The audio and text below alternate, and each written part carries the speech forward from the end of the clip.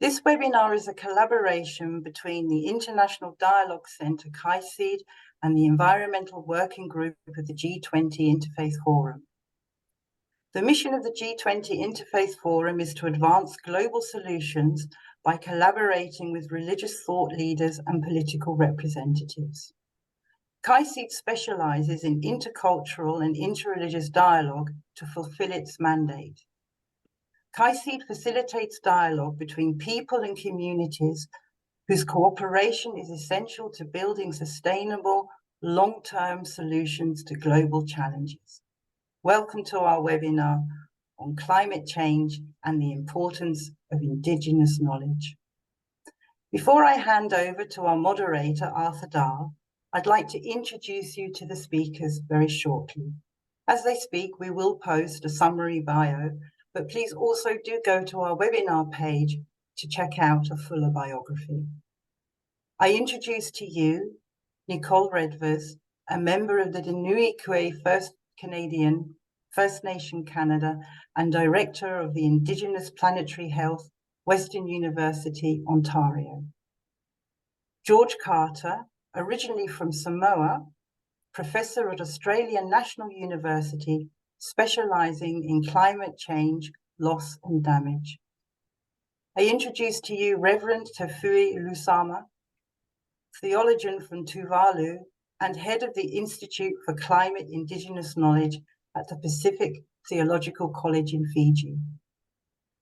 I also introduce to you Elvira Rumkabu, lecturer in international relations at Sendawasi University based in Jayapura, Papua. As I said, we'll be posting more about our speakers in the chat as we go along. Welcome, everyone. I'd now like to hand over to our moderator for today, Arthur Dahl. Arthur is chair of the IF20 Environmental Working Group and president of the International Environmental Forum. Arthur, the webinar is yours to moderate. Thank you. Welcome for all of you who've joined us from around the world to this webinar where we're exploring the issues of climate change and the importance of Indigenous knowledge. Anyone who follows the news about climate change and the conference COP28 taking part next month knows that climate change is hitting everyone everywhere with more powerful cyclonic storms, heat waves and forest fires, droughts and floods, crop failures and rising sea levels, all stronger and sooner than climate science had predicted. We are already seeing major human impacts, loss and damage at only 1.1 degrees Celsius of global temperature increase, and may soon go over the 1.5 degrees danger point agreed in Paris. In fact, already some months this year have gone beyond that in this very hot year we're experiencing. The mean ocean surface temperature has surged by an unprecedented 0.7 degrees just this year, threatening a massive collapse of coral reef ecosystems. Scientists are warning that humid tropical areas may become uninhabitable as they become too hot. Having lived for 11 years in the Pacific Islands as their environmental advisor, I have been warning of these environmental threats for 50 years. Climate justice is not some theoretical issue when atoll countries risk losing their entire national territory and their citizens becoming stateless migrants. The indigenous worldviews and spiritualities of island peoples saw the ocean, land, air, and people as a whole integrated system, from their ancestral roots to the respect they owed to their local resources. I saw how indigenous science, based on generations of close observation and transmission of wisdom from the ancestors, was in many ways far ahead of Western science and enabled communities to survive and prosper in their limited and highly variable island environments. We need to bring together this traditional science with Western science as complementary ways to understand our world. Today, the climate crisis and associated sea level rise and ocean acidification represent a whole new level of risk to island states and communities. Cyclones and other extreme events are increasing. Coastlines are eroding. Coastal areas are flooding, contaminating freshwater resources. Coral reefs are degrading, and fish are disappearing or becoming poisonous to eat. We need to consider these risks at multiple levels. How can island and other indigenous communities adapt to these challenges? Can traditional solidarity and resilience face up to these threats? What about the young generations caught between tradition and modernity, especially the consumer economy? What hope can they have in the future, and how can they best prepare? At the national level, how do you face the future with realism while preserving the uniqueness that you have inherited from your ancestors? Tuvalu is loading its language and culture into the cloud as the only place safe from rising seas. Where can displaced people go? Internationally, the fight for climate justice and for reparations for loss and damage is far from over. Small island developing states or large ocean states have already made their mark and won some battles, as the Marshall Islands did at the Paris Climate Conference. One big challenge is the lack of any global legal protection for climate displaced persons, like the Refugee Convention for those who are persecuted. There should be provision for communities and even whole nations to change their physical location while preserving their language, culture, and social relationships. A drowned island state should retain its rights to its ocean resources and exclusive economic zone, which is not legally possible today. We've invited our speakers to explore some of the following issues. How do indigenous communities see the well-being and sustainability of the Earth? What diverse climate sciences were developed by these communities? How can this knowledge and indigenous spiritualities complement reports from the mainstream scientific community? How can climate indigenous knowledge help to produce community-based ecological curricula and transform education? How, ultimately, can we all actively participate in building sustainable, resilient, and just communities? Indigenous knowledge, cultures, and spiritualities are too important to their owners and to the new world of unity and diversity that must evolve in the future, to be lost to neglect. With inevitable migrations, how do we prepare receiving communities to welcome this diversity and not push back? What might be the role of faith communities in responding positively to these challenges? Western science is too materialistic and ignores broader worldviews and any higher human purpose and spirituality. I know this as a central concern of the Baha'is. Our wonderful speakers will share some initial thoughts, and then I hope we can have a rich and constructive consultation with reflections to take back to our communities. So now I would like to invite the first of our speakers to make a presentation on our wonderful speaker from Canada, Nicole Redvers, who is a specialist on science and traditional science, to introduce this part of our dimension in the webinar today. Over to you, Nicole. Thank you very much. As noted, my name is Nicole Redvers. I'm a member of the Deninukwai First Nation, which is from the north direction, in fact, the very far north direction, where our lands come from snow, but very happy to be here amongst good relatives from the south, creating some balance between our north and south dimensions on this beautiful planet. Now, it's important to note that my Indigenous way of being, my way of knowing and lived experience has really been informed by thousands of years of memories that have been stored in my region stories. And stories are our main method, so to speak, rooted directly within the lands that we come from. And I really like how George KAICIID, an Indigenous elder, aptly describes this relationship by stating that the culture's vitality is literally dependent on individuals in community with the natural world. Indigenous cultures are an extension of the story of the natural community of a place and evolve according to ecological dynamics and natural relationships.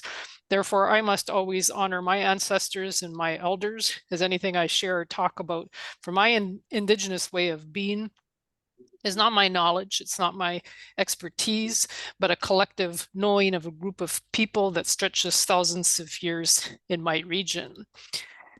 Now, many Indigenous communities see our relationships being rooted in a framework of knowing that prizes interconnectedness at a fundamental base.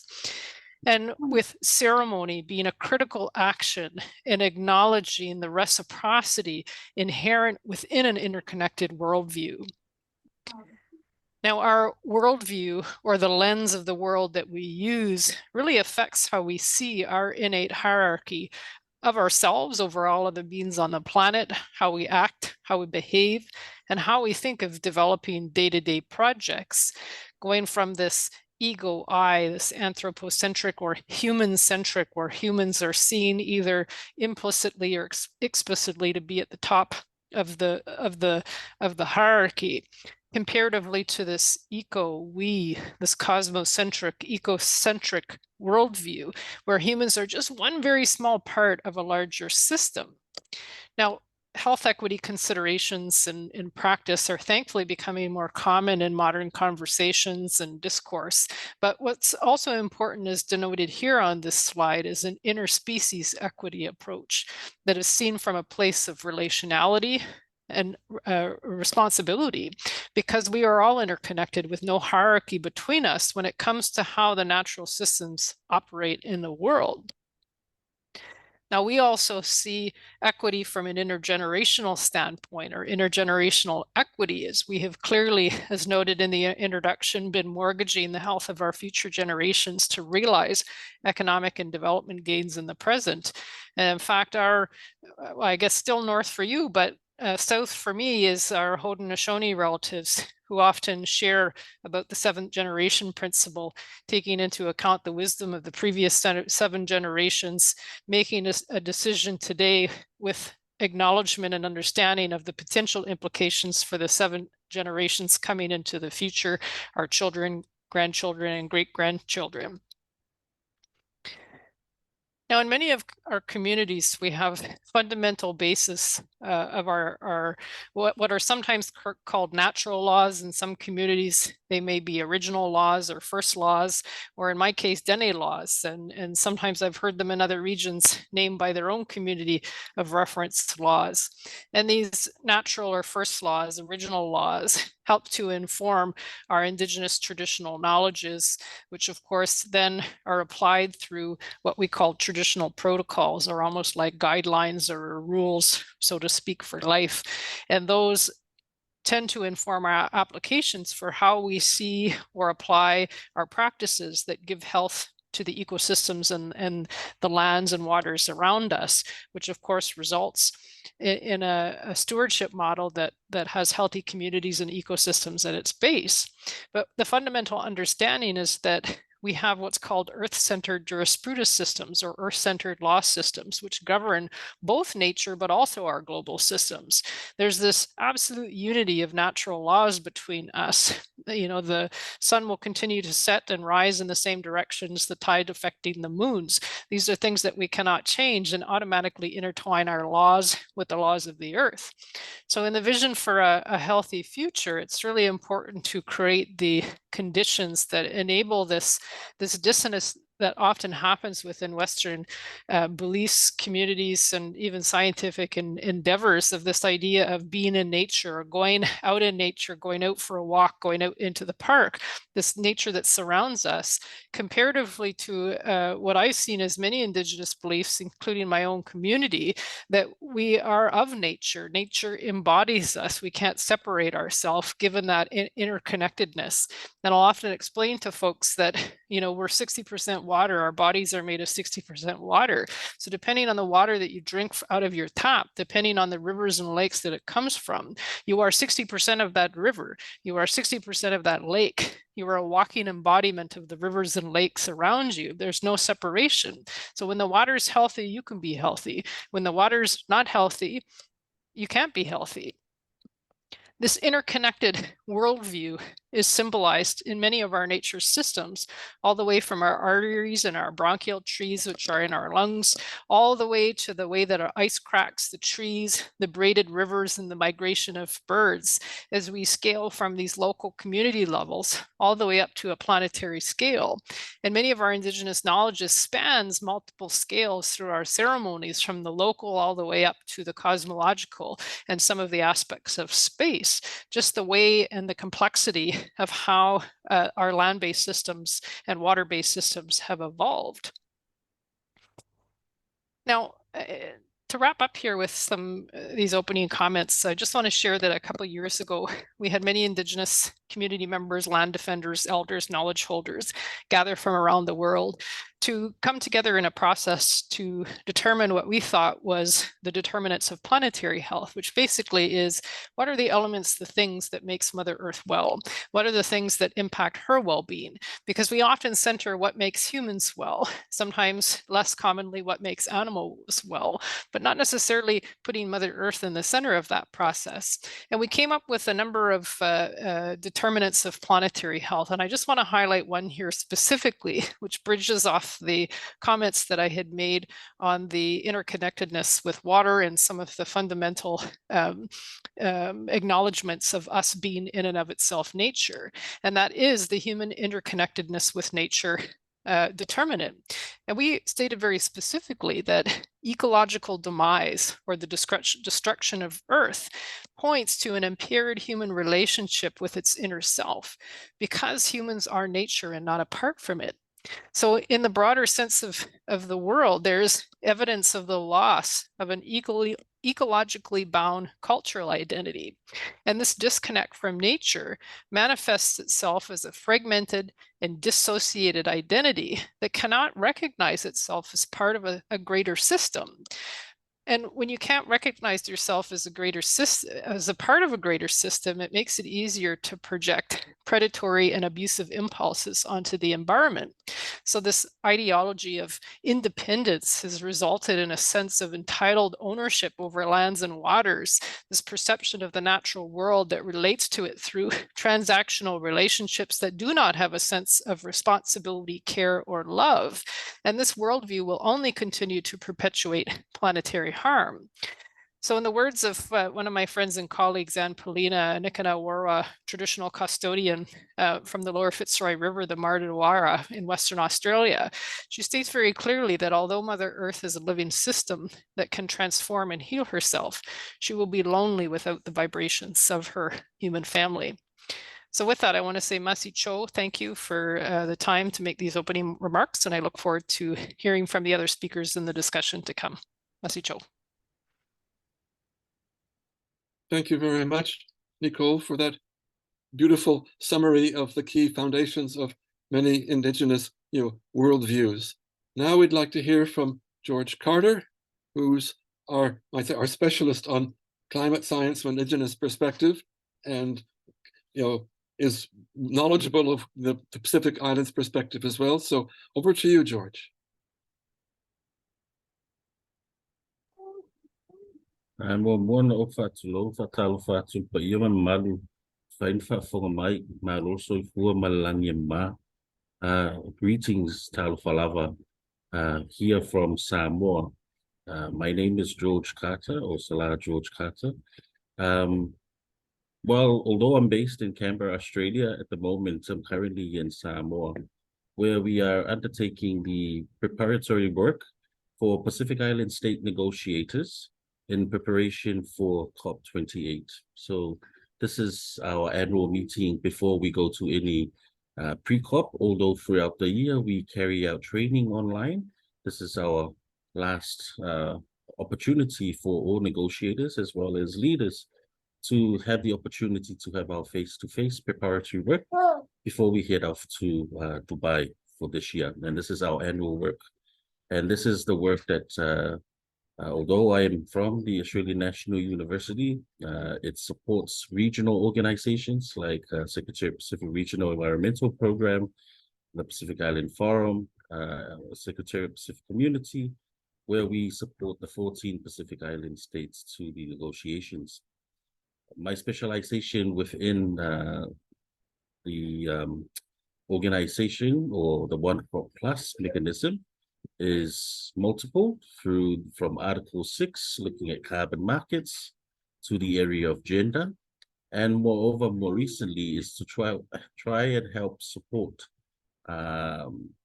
increasing the awareness, but also the way in which Pacific states can incorporate Indigenous, traditional, and local knowledge into the space of the Conference of the Parties negotiations.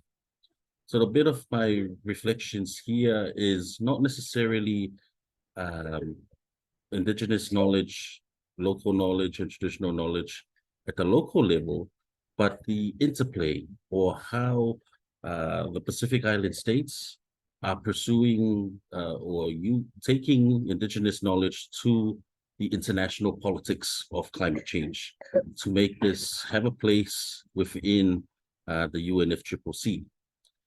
As most of you are aware, while the main agenda within the COP is situated within the mitigation, which predominantly focuses on economies and the way in which we try to not only stabilize, but hopefully push countries to decrease greenhouse gas emissions, and as well as looking at areas of just transitions.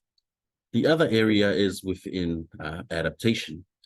And for the past 35 years within the regime, this is where Pacific Island countries have articulated or pursued the need for more attention on Indigenous knowledge, that the mechanisms within the UNFCCC, such as funding mechanisms like the Green Climate Fund, Adaptation Fund, pay more attention or give more resources to Indigenous knowledge, and how this and how knowledge of the land, or continuation knowledge of the continuing knowledge of the land, can help and have helped Pacific communities, and as well as inform national policies within the Pacific to adapt. Now, we've even heard this again over and over, and in last year's IPCC report, in terms of the report around adaptation, it articulated and even emphasized this call that Pacific Island countries have been saying, that we need more evidence, we need more research, and we need more attention focusing on Indigenous knowledge, local knowledge, and traditional knowledge traditional knowledge from Indigenous peoples, and how these practices and customs have informed and can continue to inform, to provide not only solutions to adaptation, but also in the space where we are now acutely, where we now hear more and more states and also activism moving towards in terms of climate justice, where Indigenous practices and Indigenous institutions can help in terms of lack of a better word, tough situations like mobility or immobility, and how Indigenous and traditional institutions can help people work through and create dialogue, spaces for dialogue that are culturally sensitive, but also bring in the spirituality into these spaces, that are not just about solutions to adaptation, but also in the more situations in terms of mobility because of climate impacts. So these are area and spaces in which it's happening. If we look into the how countries or regional organizations in the Pacific are taking indigenous knowledge into their climate change strategies or climate change policies. We see these in particular projects. A key project that we see here in the Pacific is in the area of weather prediction or weather monitoring, and big projects that connects Pacific Island countries is through the meteorology offices, in where they are going out to communities to gather information on indigenous ways of monitoring weather, of monitoring climate systems, the type of stories or the type of practices that are used to adapt to these weather systems, creating databases that are also backed up by Western science, but at the same time, science that goes back to 100 and 200 years, that is also backed up with information within the archives. So that's one way in which where we can take indigenous knowledge and formalize these within institutions. And these are projects that are, one example of that is in the area of weather monitoring. We also see it in the work that's being carried out through agriculture in terms of indigenous products. Now, it's a very sad fact when you say, what is the staple food of most islands in the Pacific? Well, they say rice. Rice is not grown within the Pacific. These are imported rice products, food products that have become prevalent and imported in the islands, mainly because this has been the subsistence food provided during disaster. It's the easy crop that's provided by partners, and it's imported also by, and it's become part of the diet because these is the food of what we call the food of disasters that's been provided. Now, using, returning to initiatives around bringing back indigenous diets, reclaiming indigenous products, indigenous crops, is the area of bringing back planting of taro that's not only from certain area, to local to areas, but also now resilient to cases of drought, or resilient to garden patches that have salt intrusion. These are examples of where this indigenous knowledge can be practical and can be used in bringing back that. It's not just about recreating food systems that are suitable, but also part of communities, but also it's very much food security. That there will be a time when countries will not be able to import rice, and they will have to depend on the food security of its own crops. And there are many lists, and other areas, of course, that's very pertinent is in the area of water resources, and that includes discussions around land rights and where some of these water resources are located, but also the collection, going back to traditional practices of collection of water resources and where these water resources have been in some of the islands. So these are areas and ways that have been, are some examples in ways in the Pacific by national governments and regional efforts in trying to see the pragmatism of indigenous knowledge in policies. The aim in which, going back now to the international level, it's about countries now taking this to a greater scale. And this is informed in platforms within the UNFCCC, like the Local Community and Indigenous Peoples platform. Now, next week, we will be heading over to Port Douglas from the 16th to the 20th, where Indigenous leaders from across the Pacific, First Nation leaders from Australia, as well as Māori from New Zealand, we will gather together in Port Douglas, where we will also try and synthesize, just as how we had the pre-COP here for Pacific leaders. The next week, we will focus on Indigenous peoples.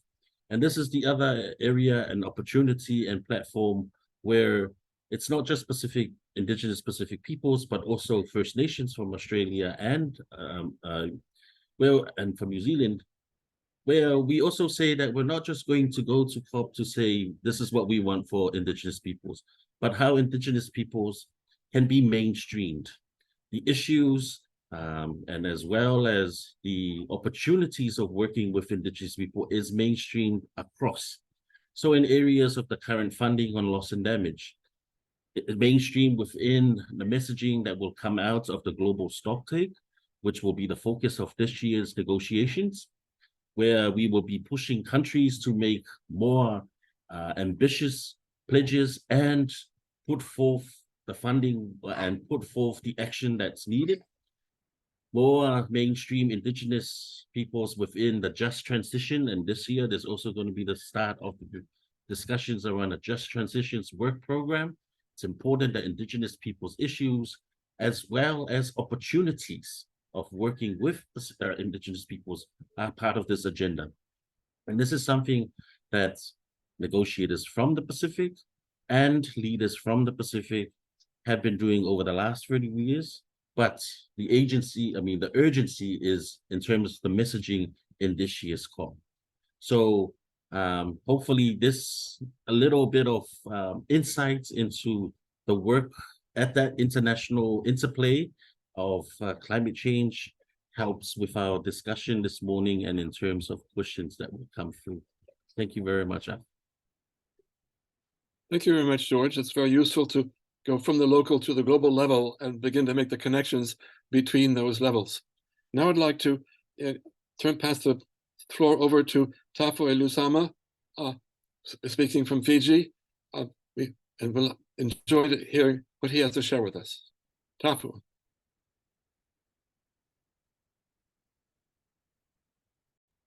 Hello, everyone. Thank you, moderator, for the opportunity. I am originally from Tuvalu, and in my past life, I was a climate activist.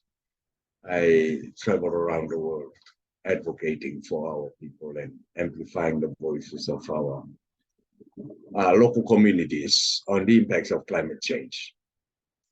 I am currently looking after the Institute for Climate Indigenous Knowledge within the Pacific Theological College. I will just share with you what the Institute of Climate Indigenous Knowledge is all about briefly, and then I will go into the importance of Indigenous climate knowledge within the climate change narrative or conversation. Briefly, the Pacific Theological College is in transition at the moment into what will be known as the Pacifica Communities University by 2024.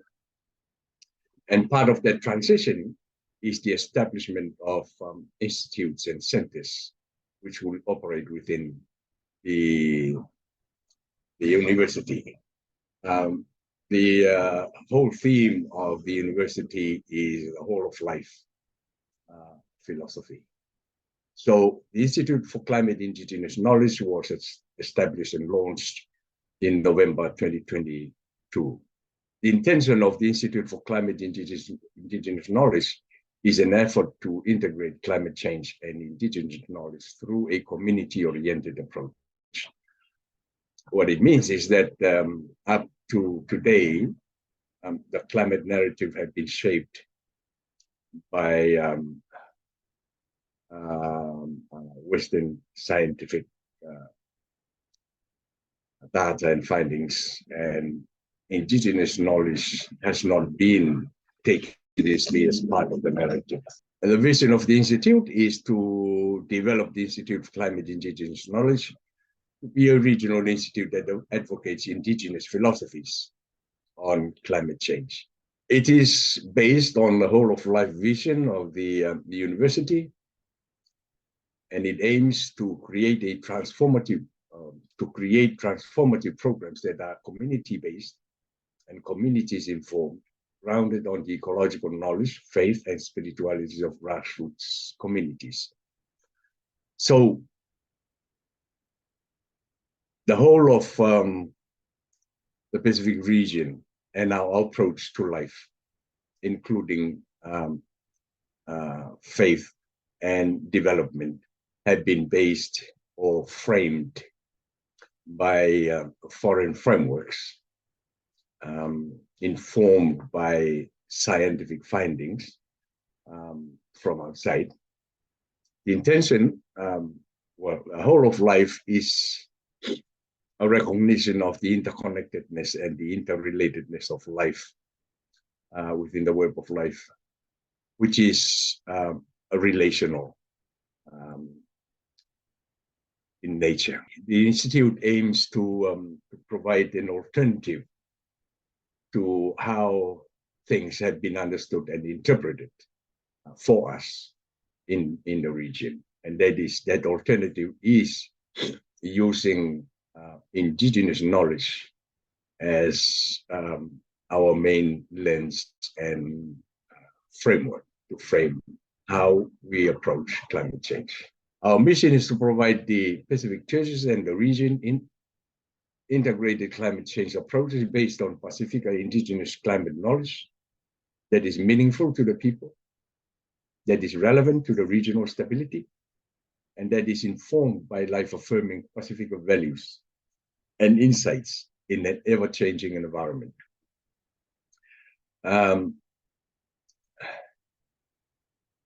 We all know that the climate is changing, and it affects all aspects of life. And up to today, the indigenous knowledge that our communities possess or have not been valued as it should have been in relation to climate change. And because of the effects and the impacts of the trend of missionization that took place in the region, these indigenous knowledge were pushed to the background. And we would like to bring them forward and to recognize them as valuable part of the conversation. Next, please. The underpinning philosophy of this project is relationality. This project is an attempt to employ Pacific indigenous philosophies and theologies to view and understand climate change, at the same time educate our young generations to look inward into their cultural philosophies and worldviews rather than outward foreign philosophies and theologies for solutions to climate change. KAICIID will be using the Pacific philosophies of relationality as its foundation. I'll talk a bit more about relationality next.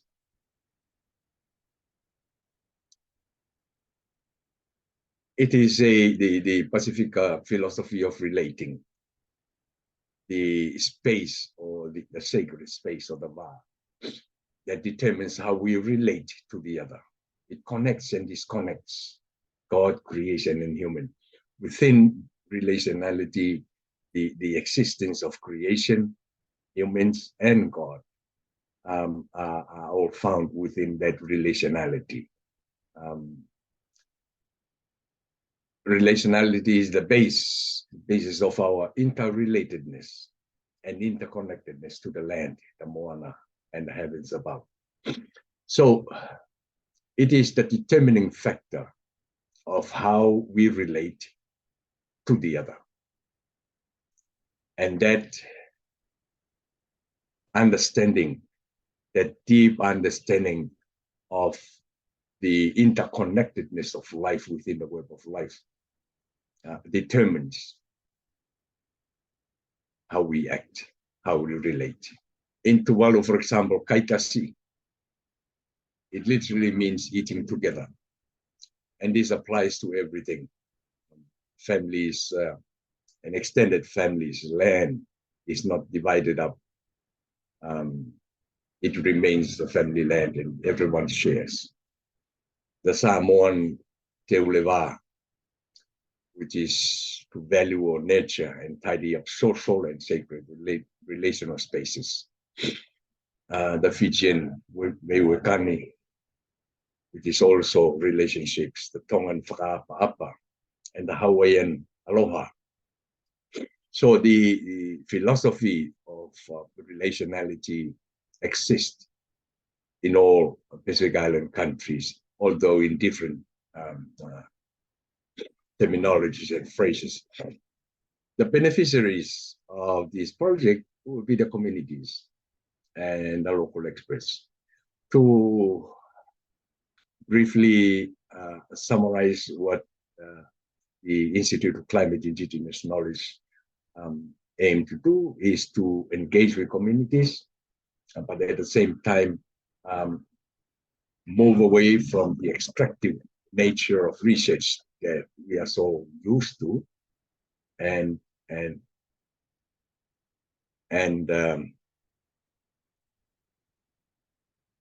give credit to the rightful owners of the indigenous knowledge, which are the indigenous experts in our communities. Next, please.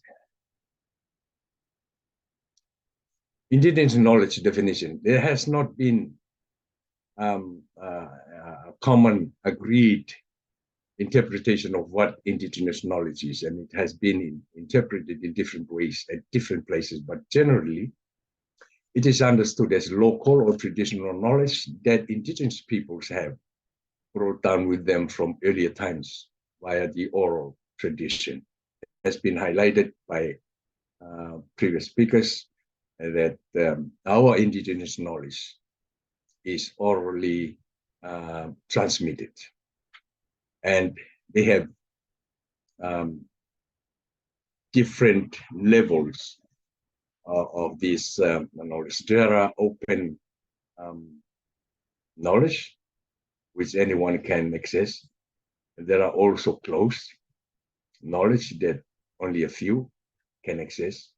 And there are sacred knowledge that it is hard to access, although it is not impossible. It is the accumulation of wisdom through years of trials and errors.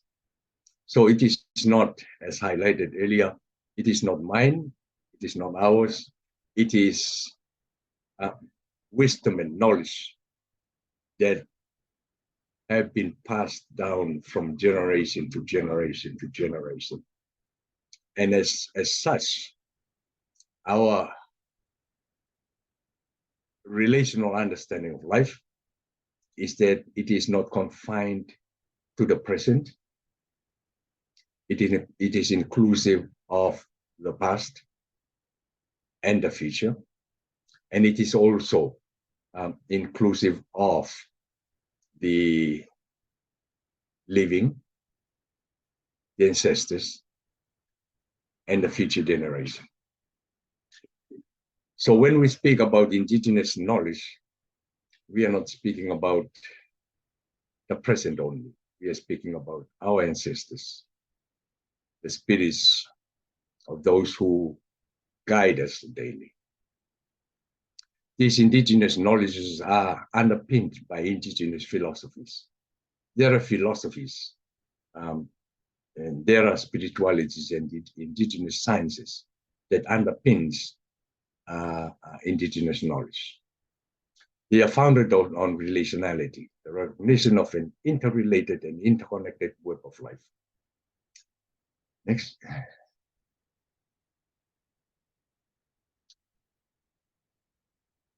Indigenous climate knowledge and climate change. Climate change, as we all know, and as has been highlighted also, is the hot topic of the day, simply because it is an existential issue, at least for us in the Pacific. So the UNFCCC, since its inception, have met every year and have produced, as we know, two agreements, the Kyoto Protocol and the Paris Agreement, which to me personally have done nothing to improve the situation we're in, simply because they are not binding, and it goes according to the mandates of the parties. And the process in which the UNFCCC have conducted its businesses is that it has depends solely on scientific findings and negotiations, which, as I said, based on parties' mandates. Both the Kyoto Protocol and the Paris Agreement, and up to today, climate indigenous knowledge has not been recognized as an important player in our struggle to find climate solutions. Indigenous climate knowledge is not included in any intervention. For example, when we talk about adaptation, models of seawalls and other interventions are formulated and trialed elsewhere and then brought into island communities and imposed on the communities. And these interventions have no link at all to the way of life that these communities live. It has no link to their spiritualities. It has no link to their indigenous knowledge. And as such, the sense of ownership is not present. And for me personally, I witnessed that the failure of most of the interventions on adaptation due to the fact that there is no link between indigenous knowledge and what was imposed. Next, please.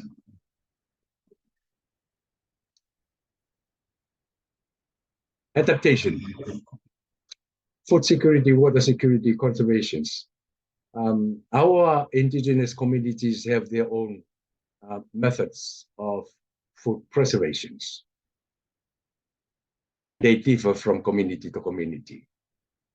And it has sustained our communities for centuries until what is now called modernization or globalization came in and framed our way of life, including food preservation, water security, and how we conserve things as uncivilized. The philosophy of relationality, a way of life that is reciprocal and it respects the other, its ability to understand nature. Deep understanding of nature comes from respect of the other. It demands us to fully understand that we are just a part of the whole. It's a very small member of the whole of the web, in the web of life. We can only understand nature and interpret the signs given out by nature to us if we are part of it, if we are part of nature. And there should be a deep connection with all stakeholders. When I speak about stakeholders, I'm not only speaking about humans. It includes the land, the moana, the sky above, the clouds, the wind, the animals, the trees, everything that exists as part of us.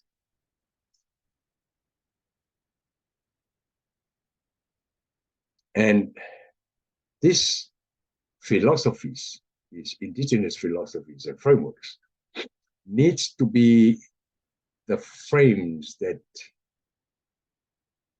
frames any intervention into the local people's livelihood. If the climate narrative and the efforts by UNFCCC and the UN to make any progress in the positive direction, then we need to take into consideration, serious consideration, the importance of indigenous climate knowledge. Next. There ends my my presentation, and thank you very much for listening. Thank you very much for your contribution, bringing in the deep spiritual dimension and the importance of connection.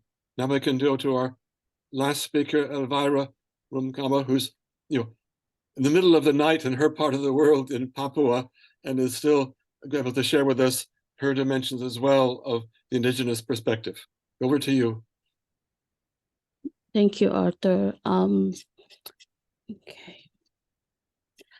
Hello everyone. I'm so happy and grateful to be a part of this very important topic. And as mentioned before, I'm a lecturer, but also I'm an indigenous female scholar and also an activist here in Papua. So I will be talking about the indigenous people of West Papua and in relation with the climate change. But I would just give you a little bit context about West Papua. So when I talk about the West Papua, it's not the Papua New Guinea, but West Papua is one of the richest province in Indonesia, and which is a part of Indonesia since 1960s. And we have an ongoing conflict now here relating to the demand for independence, because until now there are a lot of human rights violence, massive exploitation, development conducted by the government and corporations, and also the failure of a development project in Papua as well, and racism, marginalizations. And West Papua, the indigenous people are like me. We are a Melanesian heritage, and it is totally different compared to other Malay, other Indonesia and the rest of Indonesia. So we are kind of like minority in Indonesia. So that's just a context of indigenous people of West Papua and climate change.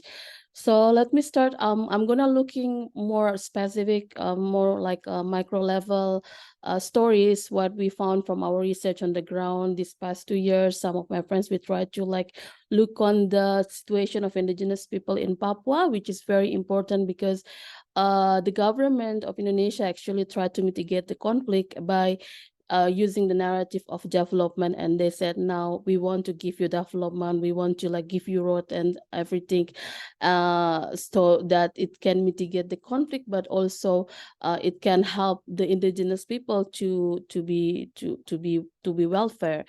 But we try to look on what is actually what development project impact, what's the impact of this development project to the indigenous people, and it's also related to the climate change. And we went to the 3 research areas. We went to 3 villages in West Papua here. And I won't like tell all the stories about these areas, but I want to give you some highlights. As mentioned by the previous panelists, also we found out how the interconnectedness between how the indigenous people see the forest, the coastal as their one living system with them, how they're highly respected, and how they have interconnectedness and interrelatedness between that. But also I think it's from our research based on these 3 areas, I think it's mentioned to, it's worth it to mention that when we talk about the indigenous people, we cannot see them as a one single identity. When we talk about indigenous people, we have to recognize that there are layers of identity inside the indigenous people. We talk about older generation or young generation, women, and also men. We talk about one particular privilege indigenous people inside that indigenous people. So I think it's important to recognize that there is indigenous people themselves cannot see as one single identity because there are layers of identity inside. And also from our findings that will be my talking point is that when we talk about traditional or we talk about the indigenous knowledge, we have to recognize, at least in the context of Papua, that traditional knowledge or indigenous knowledge also changes. And why changes and what is the impact, I will discuss it on my presentation. So I will be focusing on the story of one village called IF20, as you can see on the map. So IF20 is a village that inhabited by 300 people. And they are from the Wambon tribes, and only 3 villages, but they have they have their own communal lands, as you can see there. And there are Kalidigul, which is like one big river. But if you see the word PT, it's a mean corporation. So there are actually a lot of corporation that surround this small village. So mostly this corporation are the palm oil corporation in Bovendigul region. So we went to this village in IF20 to see what is actually the impact of development project, but also we want to relate it with the climate change, because we believe that when we talk about the indigenous people knowledge, the threat is not just about, we cannot talk about climate change as environmental changes, but it's important to see that indigenous people, they're also highly impacted by more structural things, more structural factors such as development project, even marginalization, racism, and we want to try to connect the dots or to connect all of these factors and with climate change. So we went to this village called IF20, and IF20 actually inhabited by 300 persons, and there is no hospital inside. There is no the health center inside. Women still give birth inside the forest. They have to go to the forest. They have to give birth them and stay in the forest for 2 weeks, and then they went back to their houses because there is no access to the health center. But the thing is that this village is actually center in is actually surrounded by the palm oil corporation, but also there are some of the massive infrastructure development project conducted by the government just few kilometers from the village. So my point that I want to talk here is also I want to highlight about the racism and marginalization and discrimination when we talk about indigenous people, because it will be closely related to the perseverance of the indigenous knowledge themselves. So this is I think it's one of the powerful image of indigenous women here in this village when they saw ships just go and back on their big river here, and they are so dependent to this river because this is their source of the water. But also there are so many changes because of the climate change, but also because the activity or corporation that impact the quality of the water, and they couldn't drink the water. Now they know all of the rivers, the big rivers or small rivers, and they know that it has been polluted by the activity of corporation. So they are so afraid, and there is no like water that can be accessed by them except the water for the rainfall. So it's a very disturbing situation. But my point here is, when I want to show you this picture, is when these ladies or these women, they looking at the ships, and the statement they say it was, who are these people? Who are these new people? Why they come here? And it feels like they cannot do anything about that. But they know that it will be another threat for their life, for their existence. And this picture, I think, is quite strong to like show how they are maybe we can say passive, as a passive audience, just see the changes that happen, but these changes is actually greatly impact on their survival as indigenous people. So when we talk about the traditional indigenous knowledge, yeah, I believe as an indigenous scholar or indigenous female activist, I also believe that it's important to maintain the traditional knowledge, because the existence of the indigenous people have been like for 100 years. And when I think about it, I believe that if they can survive amid so many changes, structural changes, influx of migration, change in the economic system, the presence of corporation, the presence of churches, ecological changes, I believe there must be because of the strength that they have, and it must be because of their traditional knowledge. It must be because of their philosophy that they have. But so it's important, of course, to maintain this traditional knowledge, because that is their strength. In the case of this indigenous people in IF20 village that we went there, their land have been taken by the corporation through a very manipulative ways, and the state do nothing about it.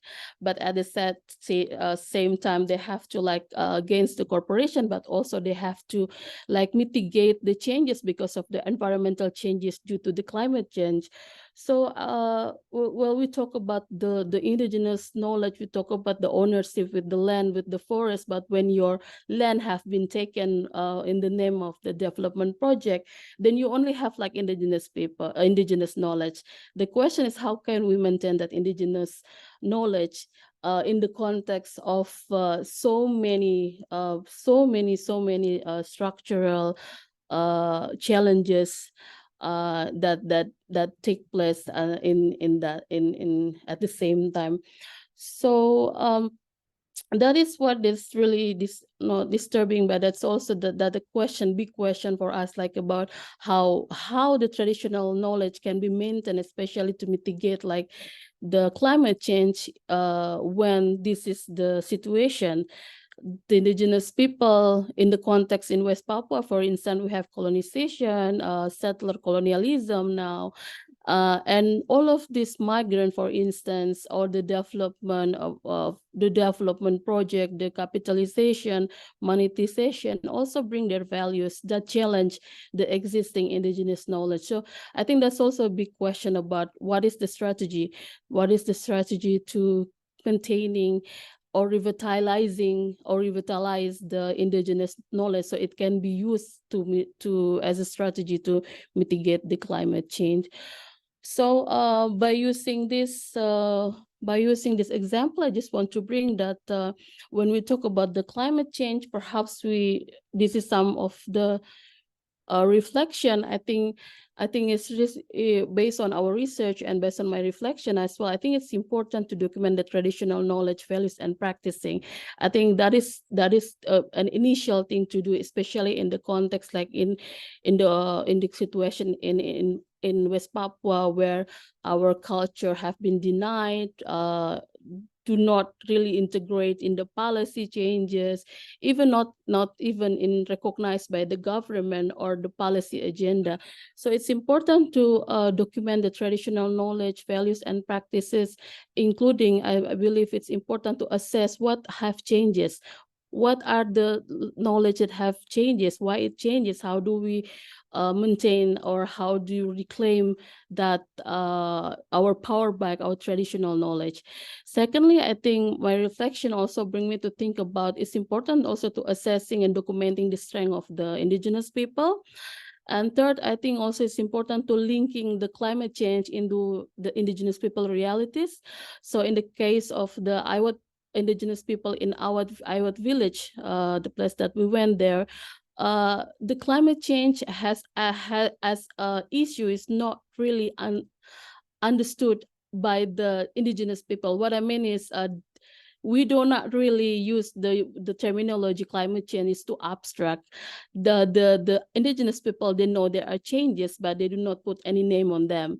And then we come up and say, this is the climate change. So we have to like try to connect the realities of the indigenous people with the definition that we bring about the climate change. And that's how we can talk about how to strengthen the advocacy on every level. And also, I think it's important to establish the link between indigenous and science or technology. We believe about the indigenous knowledge, but also I believe it's important to establish a link with the science or technology. And my point also, it's also important to expose the linkages between climate change, environmental degradation, racism, global capitalism, and social injustice before implementing it in disaster mitigation. And rejecting the exploitative development project, because I think so many things that have to be borne by the indigenous people, climate change, but also structural problems that really threaten their survival and their sustainable livelihood. And of course, the most important thing is adopt the mitigation strategy into the policies. I want to sum up by showing you one last picture.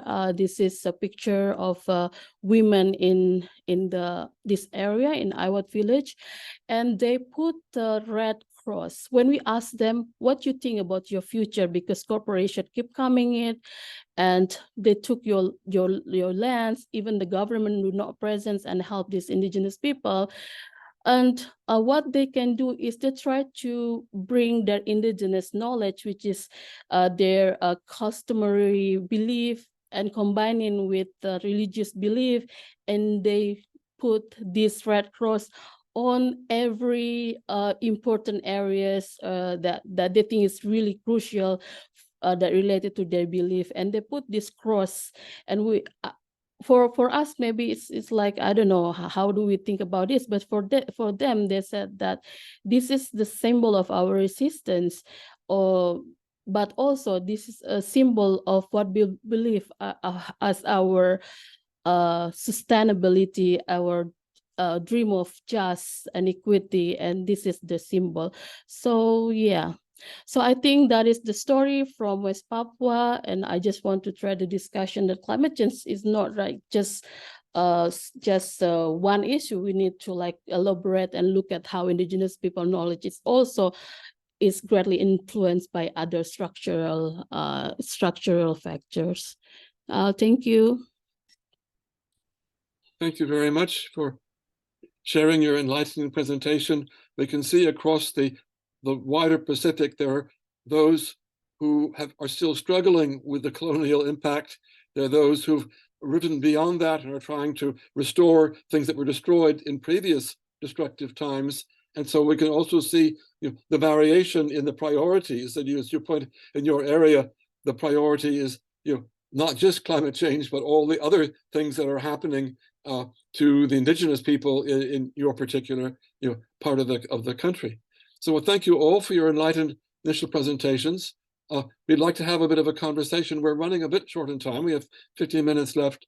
But so to address questions from the audience as they come, we have a few come in, and also some discussion. I have a few initial questions to present, but there's also the possibility to respond to an audience poll. what struck you from the presentation you've heard? Just 1 or 2 or 3 or 4 words to post in the Mentimeter link, which will be available in your chat.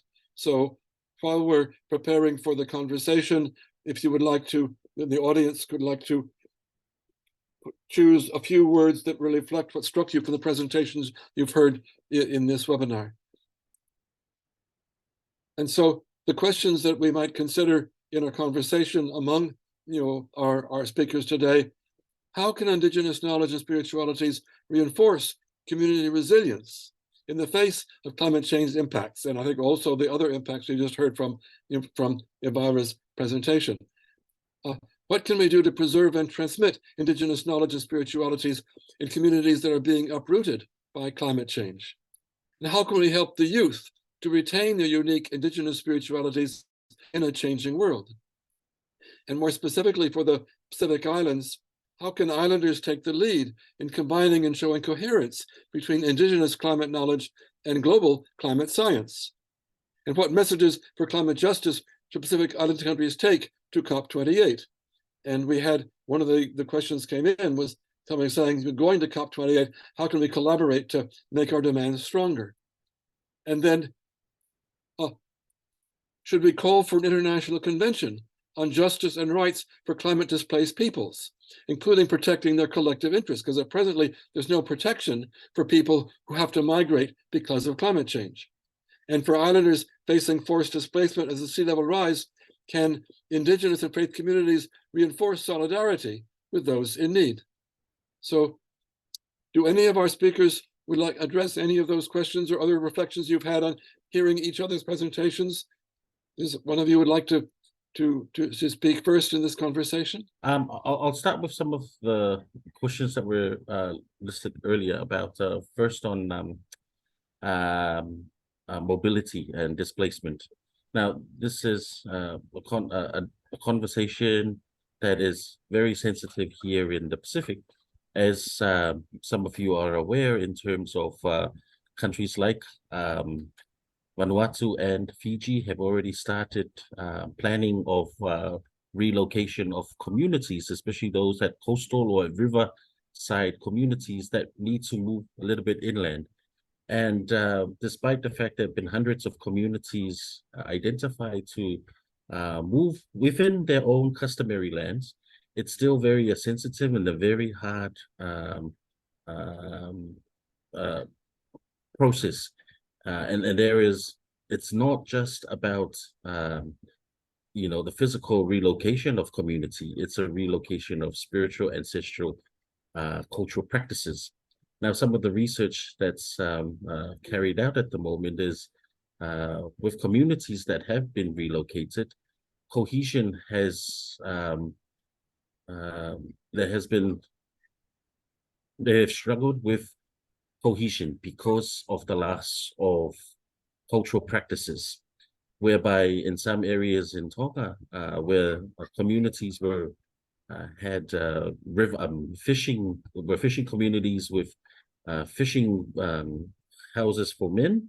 These houses that no longer exist within the inner lands where the new locations. And so there's a loss of cohesion within the community because these traditional Indigenous structures cannot be replicated or become practice again. Now, we identify this as loss of culture, and this is something that we clearly want to present forth in the case of the loss of practice, loss of culture in non-economic under the umbrella of loss and damage. So where can we see integration? I mean, why do we need to research and more attention on Indigenous and local traditional knowledge? It's not just about adaptation, it's also about the fact of, in the case of loss and damage. What can we do in terms of why is this fundamental for the Pacific? As you know, many of Pacific Island countries, I think the percentage is about 98% of the population are rural and are still Indigenous. And so for many communities in the Pacific, everything, the worldview, the way we live in is still Indigenous. But what is happening is there's more attention focused on development practices of outside pursued by partners, but there's less attention of supports in supporting indigenous structures that are already in the villages or already in the provinces, or support for the practices that are currently undertaken. And that's something that we also try to pursue within these negotiations, is don't just invest in technology or capacities that's being introduced, but please focus on what's already in there. It's survived the tens of thousands of years. It's survived the 5,000 years since these people have moved to these islands or settled in these islands. That's what we want to invest in. That's the opportunity. The indigenous knowledge is already in there. Because when I sit in Canberra, the majority of the knowledge is Western with very little indigenous. But when I come to Samoa, nearly most of everything around us is indigenous, with the introduction of Christianity, democracy. That's the introduced knowledge. But it seems that's where the funding goes to, and not necessarily the indigenous practices and the knowledge system that already exists. And so that's the other sort of cases and where we pursue, we try to argue within COP28, in COP, is that. But at the same time, countries in the past, like Tuvalu, when you look at the other case of relocation, have tried to introduce a UNGA resolution on climate migration. Or you even have countries like Kiribati in the past trying to encourage a policy of migration with dignity, where it's not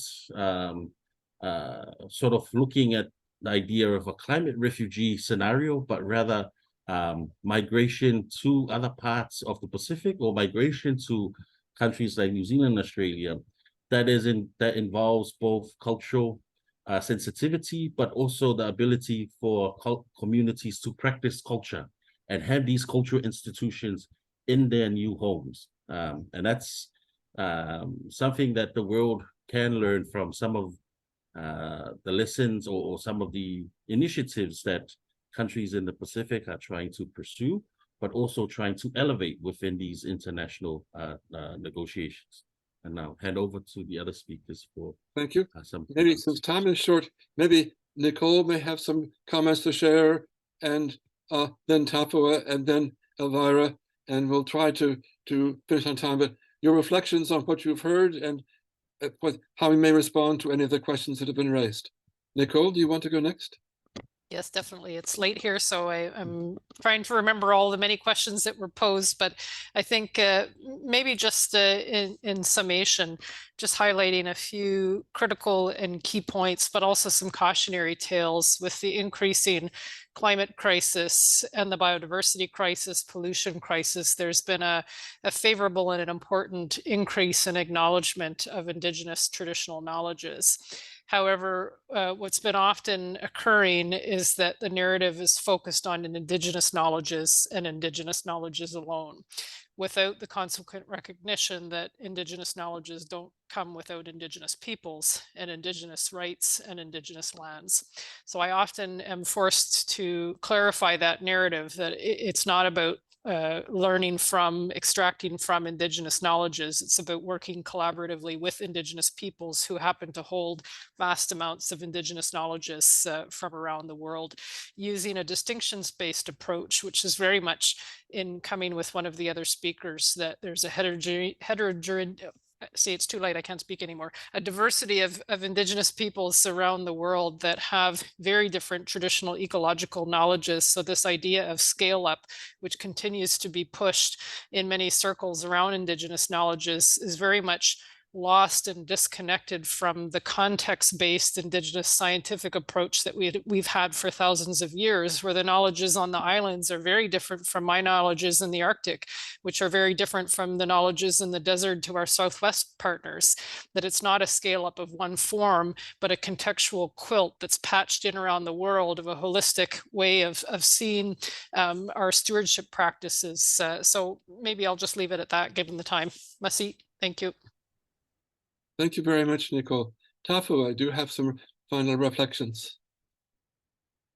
Yes, I I agree that Indigenous knowledge is contextually based.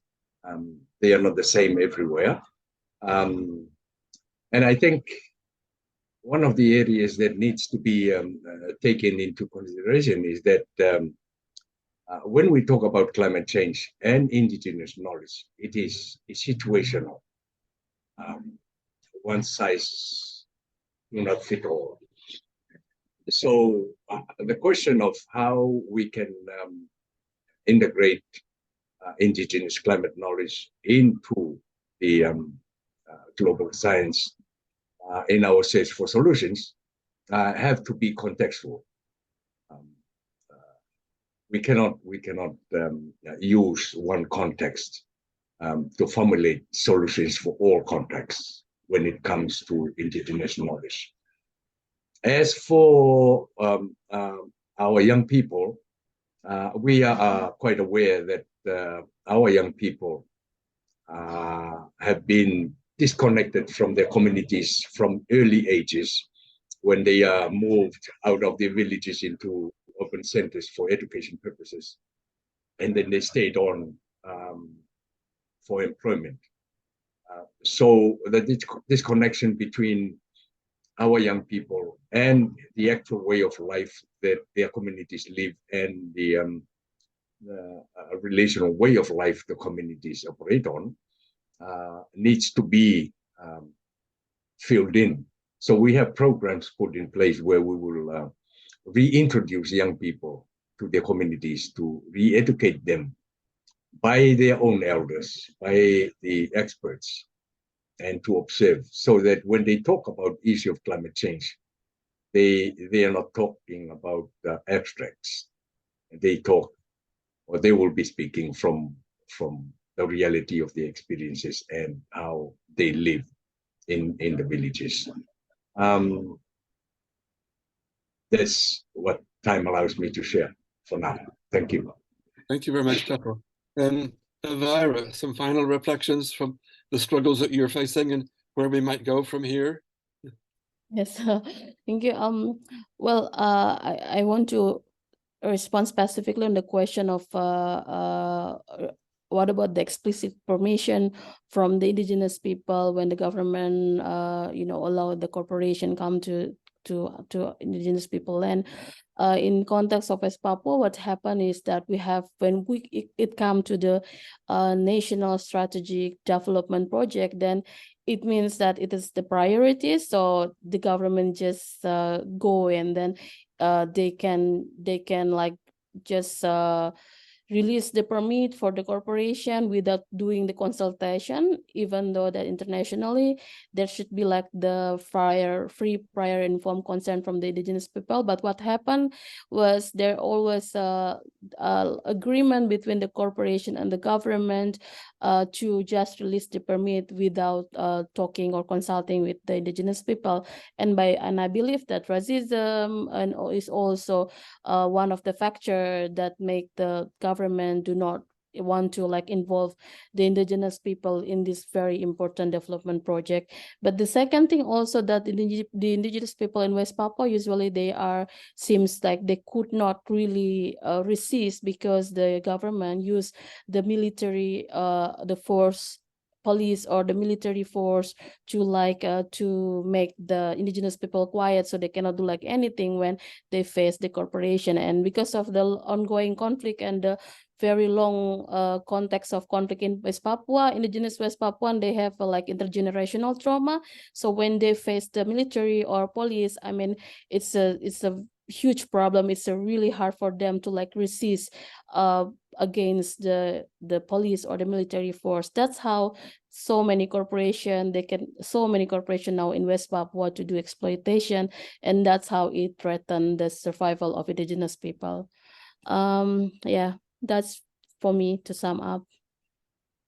Thank you. Unfortunately, we're running out of time, but I think we've had a diversity of valuable presentations from our speakers, from those who have looked at things from a high level and looking at the global dimension down to the challenges in West Papua, where we still have a very colonial situation of oppression and destruction of Indigenous people, and how we can try to, hopefully through this webinar, share the importance of Indigenous people around the world, and the importance of the many contributions they can make in all their diversity. That is so important to struggle against the uniformity of the materialist worldview and economic system that is trying to do everything for its short-term interest and ignoring the damage caused by climate change to the environment, biodiversity, and all the rest. So we hope that those of you who've been following the webinar and those who may listen to the recording later will come to appreciate the enormous value of looking at the approaches, the indigenous knowledge, and the peoples who hold them, and the land with which the knowledge is associated. That this is all a whole that needs to be protected as far as possible, in spite of the impacts of climate change that is coming. And so we hope that this webinar will be one part of an ongoing dialogue to raise the visibility and importance of Indigenous knowledge, Indigenous peoples, and all they have to contribute in the climate change debate and the other debates going forward. So thank you all for participating. Our speakers for sharing their valuable views, for the audience for your patience in listening. We're sorry we haven't been able to get to the questions that you've been raising, but we hope that you found this a useful discussion and enlightening in terms of our understanding these issues.